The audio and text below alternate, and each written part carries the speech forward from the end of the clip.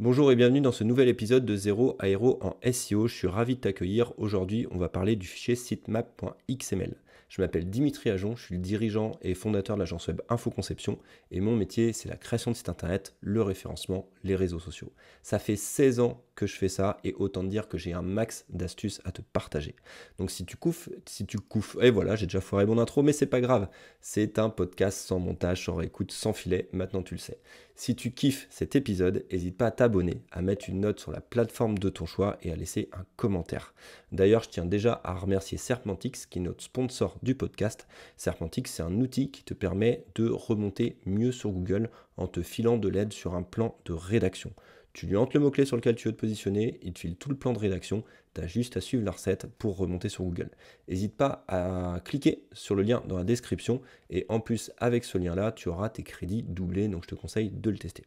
Allez, j'espère que t'es chaud, t'es parti, on est parti. On va parler du sitemap.xml. Alors, le fichier sitemap.xml, c'est quoi? C'est un fichier qui te permet en référencement naturel d'indiquer à Google quelles sont toutes les URL de ton site internet pour qu'il s'y retrouve. Si je te compare ça, c'est comme si tu étais propriétaire d'un grand bâtiment, ou en tout cas que tu voulais le visiter, avec plein d'étages, plein de salles à l'intérieur, et que à l'entrée de ce bâtiment, donc ton site web, tu aurais un plan avec toutes les pièces pour t'indiquer où sont toutes les pièces et où c'est que tu peux les retrouver, le chemin d'accès. Globalement, c'est ça.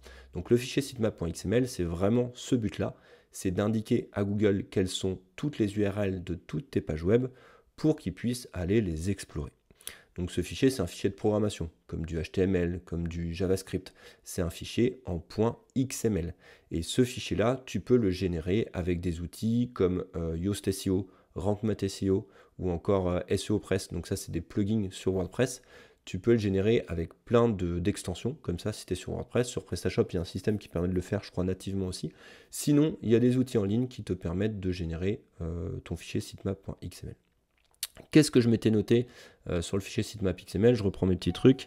Ouais, ce fichier-là, il se place à la racine de ton site web. Quand tu vas créer ton fichier sitemap.xml, il faut bien que tu le places à la racine de ton site internet, c'est-à-dire dès le dossier de départ. Le fichier, généralement, on l'appelle sitemap.xml, donc sitemap.xml. Il n'y a pas de norme, en vrai, tu peux l'appeler comme tu veux, mais on va dire dans les bonnes pratiques, c'est comme ça qu'on l'appelle généralement. Une fois que tu as créé ton fichier sitemap.xml, on est content, il faut que Google puisse capter où il est. Donc pour indiquer à Google où est ton fichier sitemap.xml, tu peux te servir soit du fichier robot.txt, donc ça c'est l'épisode qu'on avait vu la dernière fois où je t'expliquais un petit peu à quoi ça servait. Dedans tu as une ligne où tu peux mettre sitemap et tu mets l'URL vers ton fichier sitemap.xml. Tu peux également, et ça c'est ma méthode préférée, utiliser la Google Search Console. Tu sais, c'est l'outil de Google qui se connecte à ton site pour voir techniquement s'il va pas, etc. Tu peux aller dans la Google Search Console, aller dans l'onglet Sitemap et envoyer le lien vers ton sitemap.xml.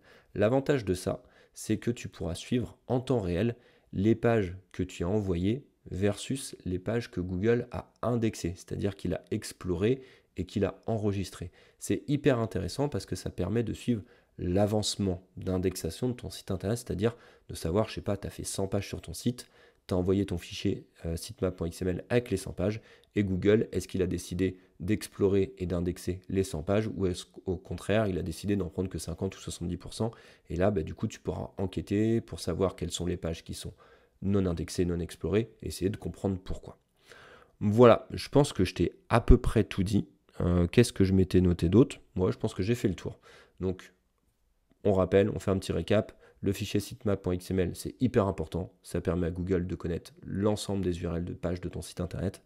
Et tu peux le pousser avec ton robot.txt ou dans la Search Console. Et tu peux te servir des outils, des plugins sur WordPress ou autres pour générer ce fichier. C'est un truc qui est gratuit. Voilà, j'espère que tu as tout compris. Si tu as des questions, n'hésite pas, tu me contactes sur LinkedIn, sur Instagram, tu tapes Dimitri Ajon et tu me retrouveras facilement. Et puis, n'hésite pas à t'abonner, encore une fois, mettre une note sur la plateforme de ton choix, laisser un petit commentaire, ça fait super plaisir.